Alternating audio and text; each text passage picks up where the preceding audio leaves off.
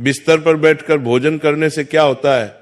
यमराज ने चित्रगुप्त को जो रहस्य बताया था वो सुनकर आपके भी रोंगटे खड़े हो जाएंगे। तो चलिए जानते हैं कि मनुष्य को बिस्तर पर बैठकर भोजन क्यों नहीं करना चाहिए। एक बार यमलोक में यमराज अपने सभागार में सिंहासन पर विराजमान थे और उनके समीप चित्रगुप्त बैठकर विनम्रता पूर्वक बात कर रहे थे। वार्तालाप के दौरान चित्रगुप्त ने यमराज से जिज्ञासा प्रकट की, हे प्रभु, कृपा करके मेरी कुछ शंकाओं का समाधान कीजिए। मनुष्य को भोजन किस प्रकार से करना चाहिए? भोजन करने के लिए उचित दिशा और स्थान कौन सा है? किन स्थान पर बैठकर भोजन नहीं करना चाहिए? भोजन से पूर्व क्या करना चाहिए और भोजन के बाद क्या करना चाहिए? किसके घर का भोजन नहीं करना चाहिए? किन स्थान पर बैठकर भोजन करने से आयु कम होती है? कृपया करके मेरे इन सभी प्रश्नों का उत्तर दीजिए। यमराज मुस्कुराए और चित्रगुप्त को उत्तर देते हुए बोले, हे चित्रगुप्त, तुमने बहुत उचित प्रश्न पूछे हैं। वास्तव में इन सभी प्रश्नों का उत्तर मनुष्य के आचार व्यवहार और उसकी आदतों में छिपा होता है। जैसा आचरण मनुष्य करता है वैसा ही फल उसे भोगना पड़ता है। अच्छे आचरण से सुख और दीर्घायु प्राप्त होती है, वहीं अनुचित आदतों के कारण दुख और अकाल मृत्यु तक हो सकती है। मनुष्य को भोजन करते समय शास्त्रों के नियमों का पालन अवश्य करना चाहिए। जो भी मनुष्य शास्त्रों के नियमों का पालन करते हुए भोजन ग्रहण करता है वो निश्चित ही दीर्घायु होता है। उसका शरीर रोग और व्याधियों से दूर रहता है, उसके शरीर में पाप वास नहीं करते हैं। इसीलिए भोजन करते समय मनुष्य को दिशा, स्थान, समय और उम्र का ध्यान अवश्य रखना चाहिए। यह सुनकर चित्रगुप्त ने विनीत स्वर में कहा, हे प्रभु, कृपया इन रहस्यों को विस्तार से समझाएं। भोजन संबंधी जो जो नियम है मुझे विस्तार से बताइए। यमराज गंभीर स्वर में बोले, हे चित्रगुप्त, तुम्हारे प्रश्नों का उत्तर देने से पहले मैं तुम्हें एक प्राचीन कथा सुनाता हूं। इस कथा को ध्यान से सुनो, इसमें तुम्हें तुम्हारे सभी प्रश्नों के उत्तर मिल जाएंगे। ये कथा अत्यंत शिक्षाप्रद है। जो भी इस कथा का श्रद्धा पूर्वक श्रवण करेगा और उसका प्रचार करेगा, उसके 32 प्रकार के पाप मैं क्षमा कर दूंगा। यह सुनकर चित्रगुप्त हर्षित हो गए और बोले, हे धर्मराज, आपके मुख से इस महान कथा को सुनना मेरा सौभाग्य है। मैं ध्यान पूर्वक इसे अवश्य सुनूंगा। फिर यमराज चित्रगुप्त को प्राचीन कथा सुनाने लगते हैं। वो कथा मैं आपको सुनाऊंगी। प्रिय श्रोताओं, ये कथा बहुत ही ज्ञानवर्धक है। इस कथा को आप अंत तक जरूर सुने। प्राचीन काल में मगध देश के विजयपुर नामक राज्य में चंद्रकेतु नाम के प्रतापी और धर्मपरायण सम्राट राज्य करते थे। उस राज्य में प्रकृति की भरपूर संपदा थी और प्रजा अत्यंत सुखी एवं संतुष्ट थी। राजा चंद्रकेतु गुणवान, बुद्धिमान तथा दयालु हृदय के थे। वह सदैव प्रजा के हित में प्रयत्नशील रहते और यज्ञ, दान व जनकल्याण के अनेक कार्य करते रहते थे। प्रजाजन उन्हें पिता के समान आदर एवं प्रेम देती थी। राजा की पत्नी रानी शीलवती भी उतनी ही धर्मपरायण, सुंदर और सदाचारी थी। रानी शीलवती प्रतिदिन पूजा पाठ करती, जरूरतमंदों को अन्न वस्त्र दान करती और सच्चे हृदय से प्रजा के कल्याण की कामना करती थी। इस दिव्य दंपति के राज्य में सभी सुखी थे, किंतु एक दुख था जो राजा रानी के हृदय को सालता रहता था। वह दुख था संतान न होना। राजा चंद्रकेतु और रानी शीलवती की कोई संतान नहीं थी। वर्षों बीत गए, उन्होंने अनेक व्रत, पूजा और यज्ञ किए, देवी देवताओं से प्रार्थना की, ऋषि मुनियों की सेवा की, परंतु उन्हें पुत्र या पुत्री प्राप्त नहीं हुई। दोनों इस बात से अत्यंत दुखी रहते थे। राजा अपने महल में कई बार चिंतित होकर सोचते, मैंने ऐसा कौन सा पाप किया है जो मुझे पुत्र सुख से वंचित रहना पड़ रहा है।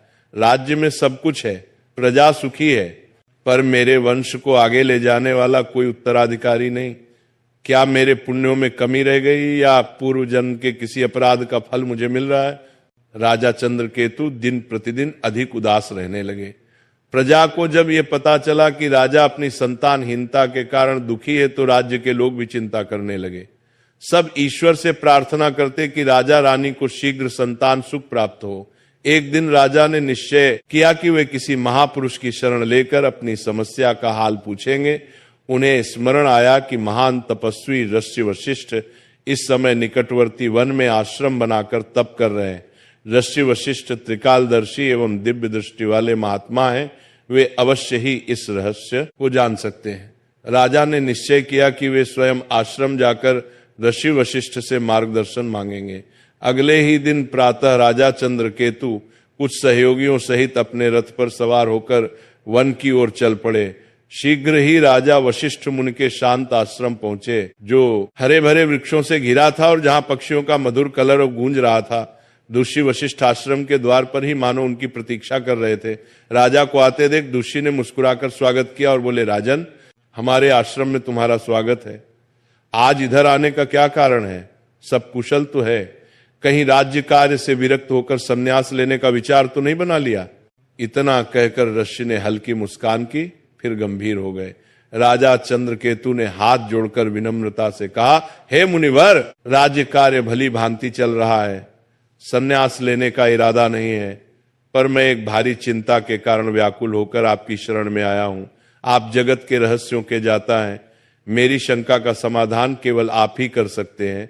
शिष्य वशिष्ठ ने सहानुभूति भरे स्वर में पूछा, राजन, आप जैसे प्रतापी और धर्मनिष्ठ राजा को भला किस बात का दुख हो सकता है? निश्चय ही आपकी प्रजा सुखी है, राज्य समृद्ध है। फिर भी यदि आपके मन में कोई शंका या कष्ट है तो निसंकोच कहिए, मैं यथाशक्ति अवश्य सहायता करूंगा। तब राजा चंद्रकेतु ने दुखी स्वर में अपनी व्यथा सुनाई।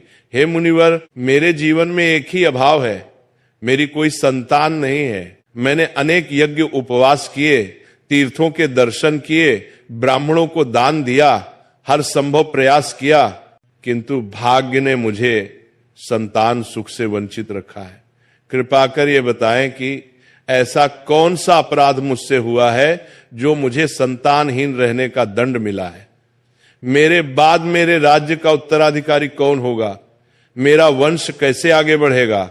मेरे मन की ये पीड़ा दूर कीजिए और ये बताइए कि संतान प्राप्ति के लिए मुझे क्या उपाय करना चाहिए।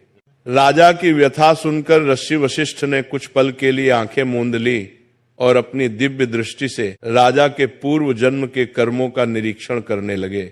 ध्यान मग्न ऋषि पर राजा की निगाह टिकी थी। कुछ क्षण बाद ऋषि ने आंखें खोलकर कहा, हे राजन, जो कुछ मैं बता रहा हूं उसे धैर्यपूर्वक सुने। आपके संतान न होने का कारण आपके पूर्व जन्म के कर्म में छिपा है। पिछले जन्म में अनजाने में आपसे एक पाप हुआ था, जिसका दंड आपको इस जन्म में संतानहीनता के रूप में मिल रहा है। राजा चंद्रकेतु चकित होकर बोले, पूर्व जन्म का पाप कृपया विस्तार से बताए मुनिवर, मुझसे ऐसा कौन सा पाप हो गया? वशिष्ठ जी बोले, पूर्व जन्म में आप एक साधारण शिकारी थे और वन में शिकार करके जीविका चलाते थे। मूलतः आप बुरे हृदय के नहीं थे, पर शिकार के दौरान कभी कभी अधर्म हो ही जाता है। एक दिन की बात है, आप जंगल में एक हिरण का पीछा करते करते बहुत दूर निकल गए। वहां एक हरी भरी जगह पर एक गौ माता अपने बछड़े को दूध पिला रही थी। दुर्भाग्यवश आपको वह दिखाई नहीं दी। आपको लगा शायद हिरण झाड़ियों के पीछे है और आपने उसी ओर तीर चला दिया। वह तीर सीधे उस गौ माता को जा लगा। बेचारी गाय बुरी तरह घायल हो गई और पीड़ा से भूमि पर गिर पड़ी। उसका बछड़ा डरकर कांपने लगा। जब आपको अपनी भूल का पता चला तो आप बहुत पछताए और भागकर गाय के पास पहुंचे। आपने तुरंत उपचार का प्रयत्न किया, पर कुछ देर बाद उस गाय ने तड़प कर प्राण त्याग दिए। हे राजन, गौ माता को अकारण कष्ट पहुंचाने के कारण ही आपको वर्तमान जन्म में संतान सुख से वंचित रहना पड़ा है। गाय परम पवित्र प्राणी है और उसे गौ माता कहा जाता है। उसकी पीड़ा का पाप बहुत बड़ा होता है। भले ही वह अनजाने में हुआ, लेकिन पिछले जन्म में आपके हाथों यह पाप हुआ था, इसलिए इस जन्म में आपको पुत्रहीन रहने का श्राप मिला। पूर्व जन्म का यह रहस्य सुनकर राजा चंद्रकेतु के नेत्रों से आंसू बहने लगे। वे दुखी होकर बोले, मुनिवर, मुझे पछतावा है कि पिछले जन्म में मुझे ऐसा अनर्थ हो गया। मैंने अज्ञानवश गोहत्या का पाप किया। अब बताइए कि इस पाप से मुक्ति का कोई मार्ग है क्या? कोई प्रायश्चित है जो मैं कर सकता हूं? कृपा करके मुझे इस पाप से उबरने का उपाय बताएं। ऋषि वशिष्ठ ने कोमल स्वर में कहा, हे राजन, हर पाप से प्रायश्चित द्वारा मुक्ति संभव है। यदि मनुष्य हृदय से प्रायश्चित करना चाहे, आपके मामले में भी उपाय है। गौ हत्या या गौ को कष्ट देने के प्रायश्चित स्वरूप आपको गौ सेवा करनी चाहिए। आप पूरी निष्ठा से गायों की सेवा करें। भूखी गायों को चारा पानी दें, गौशालाएं बनवाएं, बीमार गायों का उपचार करवाएं और गौ माता के प्रति प्रेम एवं भक्ति रखें। गौ सेवा से बढ़कर कोई पुण्य नहीं है। इसी से आपके पूर्व जन्म के पाप का शमन हो सकेगा। राजा चंद्रकेतु ने आशिक के चरण पकड़ लिए और कृतज्ञता से बोले, मुनिवर, आपने मेरी आंखें खोल दी। मैं अवश्य आपके बताए मार्ग का पालन करूंगा। गौ माता की सेवा करके ही मैं अपने पाप धोने का प्रयास करूंगा। दस्यु वशिष्ठ ने आशीर्वाद देते हुए राजा को विदा किया। राजा चंद्रकेतु आश्रम से लौटकर पूरी निष्ठा के साथ गौ सेवा में जुट गए। उन्होंने राज्य भर में गौशालाएं बनवाई और स्वयं प्रतिदिन गायों की देखभाल व पूजन करने लगे। रानी शीलवती भी गौ माता की सेवा में बराबर लगी रही। उन्हें पूर्ण विश्वास था कि गौ सेवा से उनके जीवन का अंधकार अवश्य दूर होगा। कई महीनों तक निरंतर श्रद्धा पूर्वक गाय की सेवा करने के बाद भगवान ने उनकी प्रार्थना सुनी। रानी शीलवती ने अंततः एक सुंदर पुत्र को जन्म दिया। वर्षों बाद संतान सुख पाकर राजा रानी की खुशियों का ठिकाना न रहा। पूरे राज्य में आनंद मनाया गया और उस शुभ अवसर पर प्रजा ने भी हर्षोल्लास से उत्सव मनाया। समय बीतता गया। राजकुमार हृष्ट पुष्ट बालक के रूप में बड़ा होने लगा। राजा रानी ने उसका लालन पालन बड़े लाड प्यार से किया। वर्षों बाद संतान मिलने के कारण राजकुमार की प्रत्येक इच्छा पूरी करते थे। माता पिता को प्रसन्न रखने के लिए महल के सेवक भी राजकुमार को दुलार देते और कभी किसी बात के लिए उसे कठोर अनुशासन में नहीं रखा जाता था। अत्यधिक लाड़ प्यार के कारण राजकुमार अनुशासनहीन होने लगा था। हालांकि वह हृदय से बड़ा नहीं था। बचपन से ही उसे मन मर्जी करने की छूट मिल गई थी। वह सुबह देर तक सोया रहता और बिना नहाए धोए रसोई से नाश्ता मांग लेता। कभी भोजन कक्ष में जाने का कष्ट नहीं करता, बल्कि बिस्तर पर ही भोजन करने की जिद करता। महल के दास दासियां सोने की थाली में तरह तरह के पकवान सजाकर राजकुमार के शयन कक्ष तक ले आते। राजा या रानी उसे डांटते टोकते नहीं थे और सेवक भी उसकी हर इच्छा पूरी करते थे। राजगुरु सहित कुछ बुजुर्गों ने कभी कभार राजकुमार को समय पर स्नान करने और उचित स्थान पर बैठकर खाने की सलाह भी दी, परंतु माता पिता ने प्रेमवश उसकी गलतियों को अनदेखा कर दिया। रानी शीलवती भी बेटे की हर फरमाइश पूरी करती थी और चाहती थी कि उसका बचपन हंसी खुशी बीते। इस प्रकार राजकुमार युवा किशोर अवस्था तक आया। देखते देखते वह 16 वर्ष का हो गया। राजा चंद्रकेतु ने मन ही मन उसे अपना उत्तराधिकारी मानना शुरू कर दिया था, किंतु विधि को कुछ और ही मंजूर था। 16 वर्ष की आयु में राजकुमार अचानक एक गंभीर रोग से पीड़ित हो गया। राजवैद्य ने इलाज में कोई कसर न छोड़ी। दूर दूर से वैद्य बुलाए गए और यज्ञ प्रार्थनाएं भी की गईं, किंतु कुछ भी कारगर नहीं हुआ। कुछ ही दिनों के भीतर दुर्भाग्यवश उस किशोर राजकुमार ने अपने प्राण त्याग दिए। इस आकस्मिक वज्रपात से राजा रानी पर दुखों का पहाड़ टूट पड़ा और पूरे राज्य में शोक छा गया। इस घटना के बाद राजा चंद्रकेतु ने राजपाट त्यागने का निर्णय कर लिया। उन्होंने अपने भतीजे को राज्य सौंप दिया और रानी शीलवती के साथ वन में ऋषि वशिष्ठ के आश्रम जा पहुंचे। ऋषि वशिष्ठ ने राजा रानी को अत्यंत शोकाकुल देखा तो स्नेहपूर्वक कारण पूछा, राजन, आप इतने व्यथित क्यों हैं? राजा चंद्रकेतु ने रोते हुए अपने पुत्र की अकाल मृत्यु की कथा ऋषि को सुना दी। तब ऋषि वशिष्ठ ने ध्यान लगाकर अपनी दिव्य दृष्टि से कारण जानने के बाद कहा, हे राजन, आपके पुत्र की आयु क्षीण होने का कारण उसके अपने ही आचरण में था। आपको पूर्व जन्म के पुण्य फल से पुत्र की प्राप्ति तो हुई, किंतु आपके पुत्र ने बचपन से ही कुछ ऐसी अनुचित आदतें अपनाई जिनके परिणाम स्वरूप उसे अल्पायु में ही मृत्यु का सामना करना पड़ा है। आपका पुत्र प्रतिदिन बिना स्नान किए भोजन करता रहा और प्रायः बिस्तर पर बैठकर ही भोजन करता रहा। जो मनुष्य बिना नहाए धोए भोजन करता है उसकी आयु क्षीण हो जाती है, और जो मनुष्य बिस्तर पर बैठकर भोजन करता है उसके शरीर में विभिन्न रोग उत्पन्न हो जाते हैं और उसके जीवन के भी असमय समाप्त हो जाने की आशंका रहती है। अनेक औषधियों और प्रयासों के बावजूद आपका पुत्र बचाया नहीं जा सका, क्योंकि उसकी देह उन अपवित्र आदतों का शिकार हो चुकी थी। नश्य के इन वचनों ने राजा रानी की आंखें खोल दी। उन्हें अपनी भूल का गहरा पश्चाताप हुआ और उन्होंने सांसारिक मोह त्यागने का निश्चय किया। राजा चंद्रकेतु ने वहीं आश्रम में रहकर शेष जीवन तपस्या और भगवान के चिंतन में बिताया। रानी शीलवती ने भी राजसी ठाट बाट त्याग कर अपने पति के साथ सादा जीवन अपना लिया। इस प्रकार राजा रानी ने दुख से ऊपर उठकर धर्म के मार्ग पर शांति पा ली। कथा सुनाकर यमराज ने चित्रगुप्त की ओर देखते हुए कहा, देखा चित्रगुप्त, किस प्रकार मनुष्य की अपनी आदतें उसके जीवन को संवारती या बिगाड़ती हैं। राजा चंद्रकेतु जैसे पुण्यात्मा को भी अपने पुत्र की अकाल मृत्यु का दुख सहना पड़ा, क्योंकि उनके पुत्र ने गलत आदतों का पालन किया था। अतः प्रत्येक मनुष्य को सावधान रहना चाहिए कि वह किस प्रकार का आचरण कर रहा है। मनुष्य को सदैव भोजन करने से पूर्व शारीरिक शुद्धि कर लेनी चाहिए।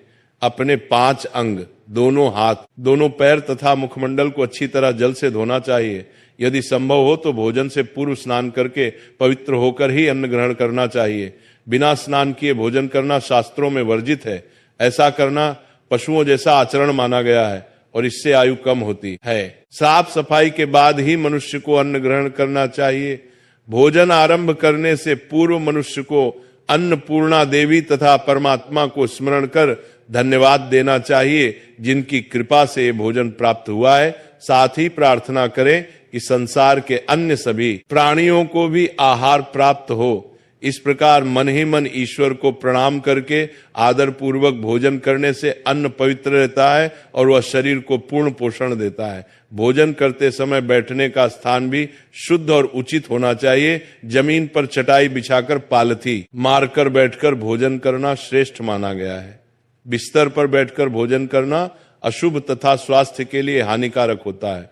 शैया पर अन्न ग्रहण करने से अपवित्रता बढ़ती है और शरीर विभिन्न रोगों का घर बन जाता है। हे चित्रगुप्त, 3 प्रकार का भोजन मनुष्य को कभी नहीं करना चाहिए।